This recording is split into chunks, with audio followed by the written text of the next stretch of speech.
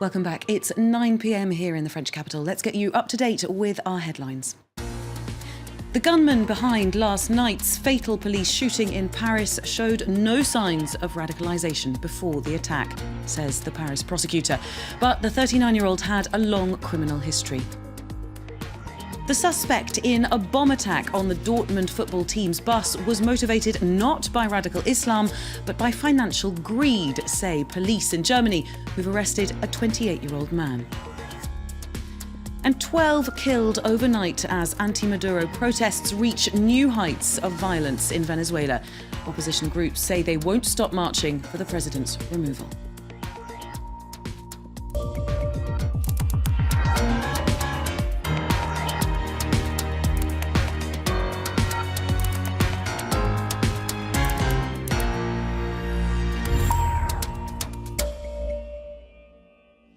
Good to have you with us here for tonight's Live from Paris. I'm Belle Lupton. Our top story tonight, the gunman behind an attack on police here in Paris was not on any terrorism watch lists. That's according to the Paris prosecutor who spoke earlier. But the 39-year-old, named as Karim Cherfi, did have a long police history. Cherfi opened fire on police in the Champs-Élysées last night, killing one police officer and wounding two others. A passerby was also lightly wounded. Andrew Hillier brings us up to date. French investigators are piecing together a picture of the man who caused chaos on the Champs-Élysées. 39-year-old Karim Cherfi had a note in his pocket defending Islamic State group when he opened fire on police officers. Un morceau de papier. A piece of paper found next to Karim Cherfi's body, which probably fell from his pocket, contained a message supporting the Islamic State group. Islamic State group quickly claimed the attack. Cherfi already had a long criminal record for trying to attack police in the past. In 2001, he was given 15 years behind bars for trying to kill an officer. But he was released in 2012. He last emerged from prison in October 2015. Despite that, prosecutors never considered him a threat to national security. Je précise enfin que Karim Cherfi n'était pas fiché S. Throughout the almost 14 years that he spent in prison, he never showed any signs of radicalisation, nor did he appear to try to radicalise others. De prosélytisme pendant toutes ces années de détention. East of Paris, in the suburb of Chelles, police carried out searches of the attacker's home. In this normally quiet neighbourhood, one resident reacted with disbelief to the news of Thursday's shooting. He preferred to stay anonymous. We never imagined that he could do what he did. It's really a suicide. He told himself, why not me? He wanted to die as a hero. Investigators are now trying to figure out whether Cherfi acted alone or whether he had accomplices. Well, last night's attack was just the latest in a series of attacks on France over the last 2 years. Just this week in Marseille, a terror cell was broken up in a police raid as those people were thought to be planning an attack. To discuss the wider context of terrorism in France, I'm joined from London by Raphael Pantucci, Director of International Security Studies at RUSI, a think tank on international defence and security. Raphael, thanks for joining us, first of all. And the French security services had been expecting an attack like this in the run-up to the presidential elections. We saw thousands more armed police on the streets. Far-right leader Marine Le Pen still says that more could have been done to prevent last night's attack. Do you agree with that?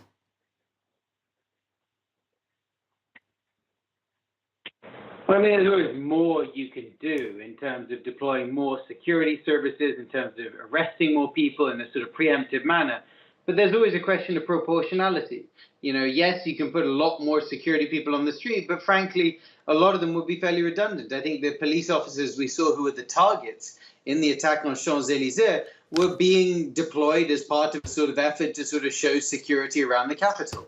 So in some ways there we can see how actually the sort of potentially preemptive measure that could have been done, which would be deploy more people, actually served to provide more targets. there is a question around whether some individuals could have been arrested earlier. Well, I think in the individual who's conducted the attacks on Champs-Élysées, it's not totally clear that he really had a sort of history of radicalization like others. And if we look at the case that was disrupted in Marseille in the days before, we can see actually there that, security services were able to get ahead of a plot. So, it's very difficult at this early stage in the investigation to be able to say confidently that, something more could have been done to prevent this attack. Clearly, it could have been prevented. It was not prevented, and that shows a failure of some sort. But, where that failure lies and what could have been done to get ahead of that is something that we really don't know confidently yet. I guess what I'm getting at as well is that it's all very well putting security on the streets, but are there preventative measures that the government could try to stop this sort of thing happening in the first place?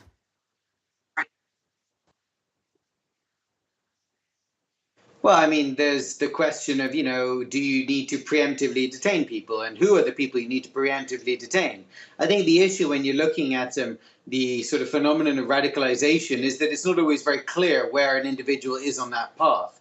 And so whether you're detaining someone sort of too early in a way that maybe they could have been sort of dissuaded from the route rather than actually going down it, or actually arresting them at such a stage that they're actually about to try to launch an attack. And it's very difficult to know whereabouts on that gradient you are. But I think the other issue is if we're looking at this individual in particular, and we're looking at the fact that we're seeing that he was not one of the many fiche S people who are sort of on French watch lists. He was apparently a violent man who had a history of sort of violent criminal activity, and may recently have sort of veered towards radicalization. It becomes very difficult to know at what point the sort of security services had come across him to be able to sort of do something about preventing him in particular. I think the difficulty is that we have a tendency to make sort of sweeping statements after these sorts of incidents, say, oh, well, more could have been done and maybe these people could be prevented earlier. But the reality is that there is no single path in this process. And so there is no single sort of answer you could provide which would sort of determine and defend from every single individual who sort of absorbs these ideas and decides to react to them and launch this sort of an attack. In some cases, it's very clear that there were intelligence leads that were missed. In this particular case, we don't necessarily know where those leads are to be able to therefore sort of point fingers and say, well, there's the failure, that's where they should have done more.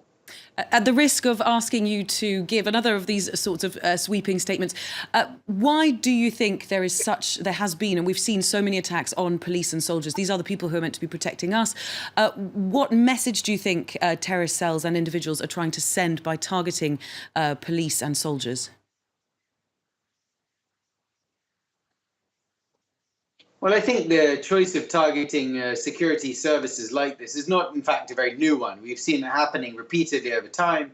And in a way, from a sort of terrorist group's perspective, these are legitimate targets. If you're not going to attack civilians because civilians are not sort of involved in the struggle, if you're going to fight the soldiers who are on the other side, well, you're going to target police who are a form of security, who are security agents and are therefore interpreted as part of the sort of machinery of the state that you are fighting against. And so in some ways they are perceived as a sort of legitimate target rather than civilians who are sort of individuals who, random citizens who have not necessarily any particular link to the state that you're trying to strike against.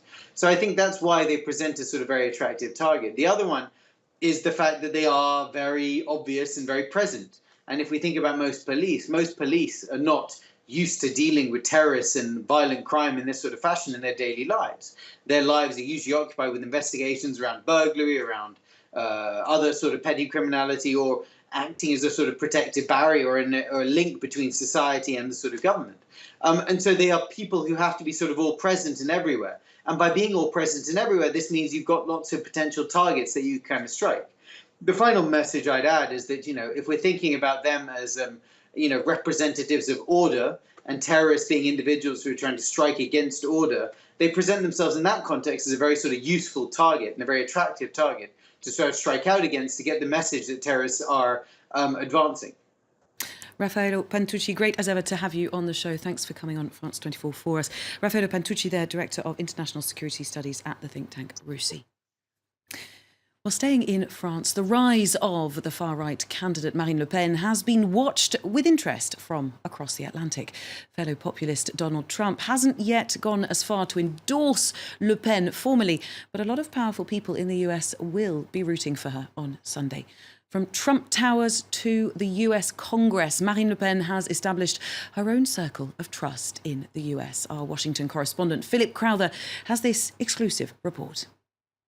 Welcome to Trump Tower. George Lombardi is the point man for Europe's far-right politicians in the US. 63rd floor of Trump Tower. He calls himself a personal friend of Marine Le Pen. Facing Central Park, just beautiful Central Park. The same view that Mr. Trump has from his home 3 floors above. In their text message exchange, Le Pen says she's at a campaign meeting.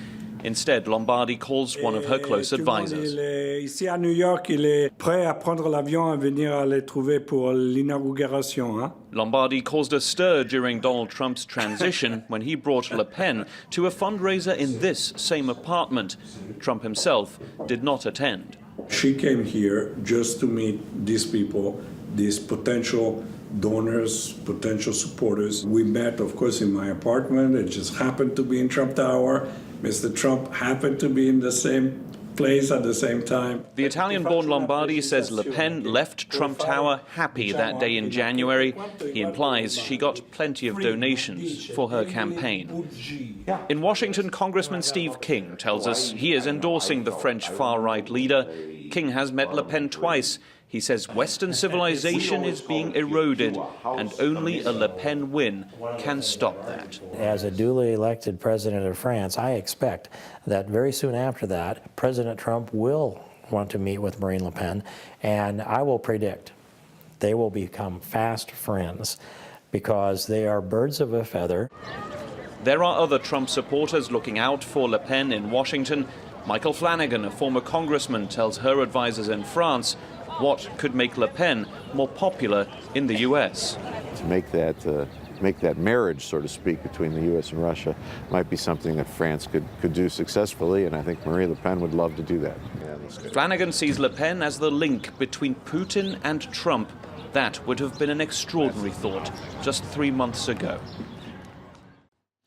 Well, leaving France and the presidential campaign for a second, the US Defense Secretary has spoken out against Syria during a visit to Israel. Jim Mattis accused the Syrian government of violating UN Security Council resolutions by lying about having gotten rid of its chemical weapons supply. The bottom line is there can be no doubt in the international community's mind that Syria has retained chemical weapons in violation of its agreement and its statement that it had removed them all. There is no longer any doubt. Well, those words from Jim Mattis came 2 weeks after a suspected gas attack in Syria killed more than 80 civilians. The US responded quickly with a strike against a Syrian government airbase, an action that Israel supported. Now, police in Germany have arrested a 28-year-old man in connection with a triple bus bomb on the Dortmund football team's bus last week.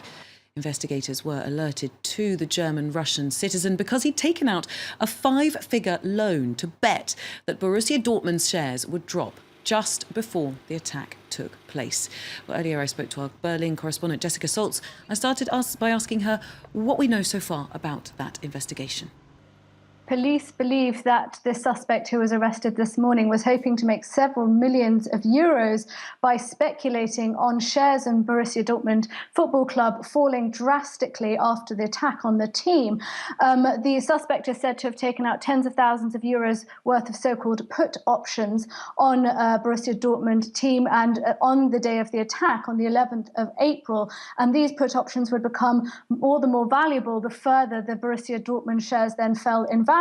And as prosecutors pointed out today, what could cause these shares to fall more drastically than the team being rendered unable to play if its players were seriously injured or indeed killed. So prosecutors believe that the suspect arrested today was intended to do some serious damage, and he's therefore being charged with attempted murder and also serious injury. They believe the suspect planned this attack quite carefully. He booked a hotel room in the hotel that the Borussia Dortmund team was staying in upon checking checking in, he asked for his room to be changed so that he would be able to overlook the area where the bus would be passing. Police believe this was perhaps so that he could detonate the bombs. 3 explosions went off next to the bus as it passed by. We were told a little bit more about these explosives today. They contained serious nail explosives. And also, police said behind the hedge where the bombs were hidden, they also found a small tent that had been folded up and some night vision goggles that had been burnt. So they believed that this man, the suspect, had been trying to destroy some evidence. And of course, he also is believed to have planted the letter claiming responsibility for the attack falsely on behalf of the Islamic State. That was Jessica Saltz in Berlin there. Well, let's take you to Venezuela now, where 12 people have been killed overnight during protests against President Nicolas Maduro. They died during a second straight day of major demonstrations in which tens of thousands of Venezuelans took to the streets demanding elections. In total, 20 people have died in protests that started after the government-stacked Supreme Court stripped Congress of its powers, a move that was later reversed amid a storm of international criticism. The opposition says it will continue protesting despite mounting violence. Well, for more on that, let's go live to Caracas now, where Anatoly Kurmanev from the Wall Street Journal has been monitoring those protests for us. And Anatoly, we hear reports of 12 dead last night. That more than doubles the total number of dead since the beginning of the protests. What's going on? That's right, Bella. Very tense night in Caracas last night. Flash protests and riots and lootings broke out pretty much all across the city, mostly hitting the poor neighborhoods on the west side of towns, which were previously relatively immune from protest. Out of these 12 people that lost their life, 8 of them died while trying to loot a bakery and got electrocuted by an electric fence there. So it's, very, very dangerous situation where we're seeing political protests being mixed with common violence, looting attempts. Remember that Venezuela is undergoing a very deep economic crisis, and it does look like the situation is getting out of hand. And given that these protests seem to have been hijacked with people who aren't just protesting against the government, they've got other interests, is the opposition going to be carrying on with those protests? Yes, they are. They have called another rally for Saturday. They're trying to calm the atmosphere a bit, so they are calling for a silent march in order to remember the fallen victims of the political violence so far. The opposition is at a critical juncture right now.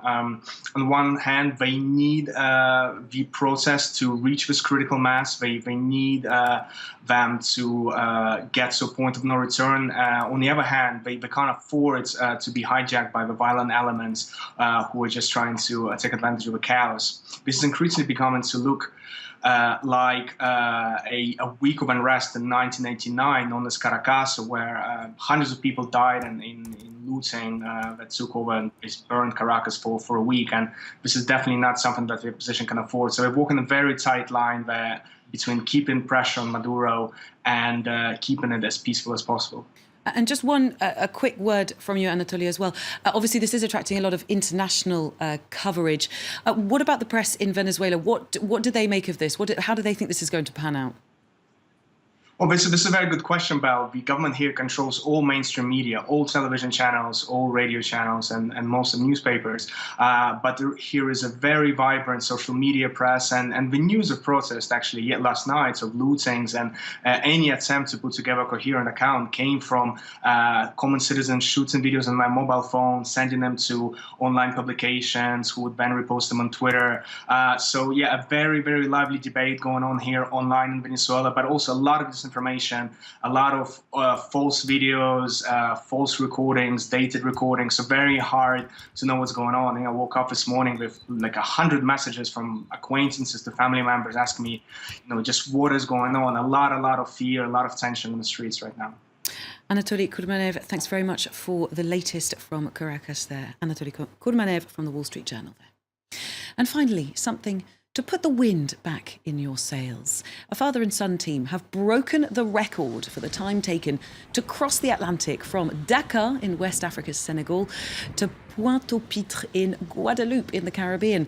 And they didn't just scrape in there with that record. The Italian duo took 10 hours and 16 minutes off the previous record. Crossing the finish line in their catamaran that you can see there, they took 11 days in total, 1 hour and 9 minutes to complete the journey. We've got to be precise about these things. There we go, plain sailing for this father-son pair. Well, it's time now for our business update. I'm joined in the studio again by Brian Quinn. How are you, Brian? Hey, Bill. And we're starting with some encouraging news now for Greece. Yes, Greece's primary budget surplus significantly outperformed creditor expectations last year. The country hit a 3.9% positive balance for 2016, nearly 7 billion euros in the black. Greece's budget figures have been a point of major contention between the EU and the International Monetary Fund in negotiations over the country's ongoing 86 billion euro bailout program. The IMF says it's seen enough progress to send a new mission to Athens to see if it will take part in the bailout. Now, despite the budget bump, Greece's economy fell back into recession at the end of 2016, and that's creating a sense of urgency. Yes, Greece would need support within the next couple of months in order to be able to make a number of payment schedule for July. And this is why it is urgent. It is urgent that we agree on a program and that we conclude all this discussion, because it's taking a toll on the Greek economy. No doubt about that. It's serious. So there's an urgency to that. The United States and Indonesia have agreed to measures that will open markets to U.S. companies in the Southeast Asian nation. Indonesia is on a list of 16 countries that the Trump administration has vowed to review for having major trade surpluses with the U.S. The new agreements will open footholds for American companies like ExxonMobil, General Electric, and Lockheed Martin via contracts with the Indonesian government and state-owned businesses. U.S. Vice President Mike Pence announced the development while on a tour of the Asia-Pacific region. Today, on President Trump's behalf, I have the honor to be here along with Vice President Kala and with American and Indonesian businesses as they sign historic agreements that will draw our nations even closer together to the benefit of jobs and opportunities for both of our peoples. All told, these companies are signing no fewer than 11 major deals worth more than $10 billion, and it's happening today. Time now for a look at the markets. Investors around the world are feeling the jitters over the first round of voting in France's presidential election on Sunday. U.S. stocks falling slightly on those nerves, but also on news that the Treasury Department has just refused to grant Exxon a special sanctions waiver to drill for oil in Russia. Oil stocks are down over 2% in the U.S., with all major indices in the red. European indices down for the week. The Frankfurt DAX managed to close with a modest daily gain on Friday, but both the FTSE 100 in London and the CAC 40 here in Paris finished Friday in the red. Earlier today, France 24 spoke with Dean Turner of UBS Wealth Management about how markets might react to Sunday's results in France. I think it's fair to say that markets are not priced for an extreme outcome, and by that I would mean perhaps if we were to see Sunday night's results were to see Le Pen versus Mélenchon, then that would come as a surprise to markets, and I don't think markets are quite prepared for that. That said, there does seem to be quite a discount, certainly across bond yields as well as in the euro right now. So assuming that we don't get the scenario I've just mentioned, there's certainly scope for markets to stage a recovery. Virtual reality is big business these days as Facebook, Google, and other giants push ahead in a market expected to hit revenues of nearly 7 billion euros this year. Expos in London and Bristol in recent weeks have drawn thousands of visitors and hundreds of companies, but the industry is facing some harsh reality as consumers are slow to adopt the new technologies. Nadia Massi reports. Back to the real world with a bump. Virtual reality has been touted as a means of revolutionizing how we play games, watch TV, travel, and even communicate. And a new wave of products from Sony, Facebook, and HTC was supposed to propel VR into the mainstream. But sales are not quite matching the hype, with the number of products shifted a full 40% behind forecast for this year, according to researchers at CCS Insight. At a VR car show in London this week, industry insiders struck an optimistic note. I think we're just scraping the surface in terms of where industry and consumers are going to engage with and deal with immersive technologies in their lives and in business development. I think by 2020 we will start to see a much better marketplace, a much stronger marketplace. Who knows where we'll be 5 years after that. Outside of the slick showrooms and gaming centres, industry heavyweights are reluctant to release sales figures. Neither HTC nor Oculus, the Facebook-owned VR brand, have published breakdowns of their sales figures for their devices. What does sell are the relatively inexpensive VR goggles that can be used through your smartphone. Google has sold over 10 million of its cardboard headsets since 2014, which retail at $15. But it is the higher-end dedicated virtual reality headsets, which can cost into the thousands, that are staying firmly on the shelves. And finally, for business, most of us are fairly attached to our mobile devices these days.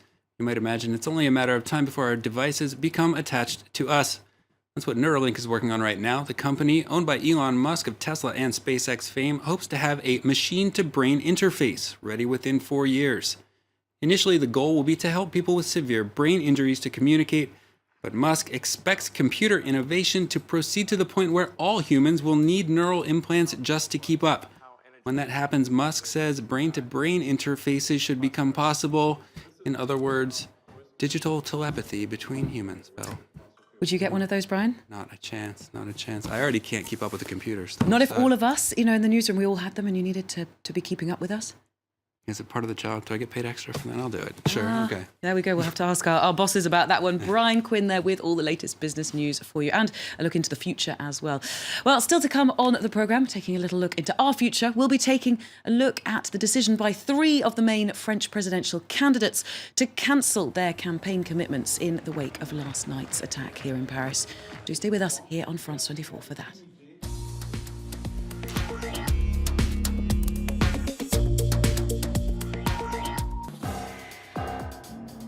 Reporters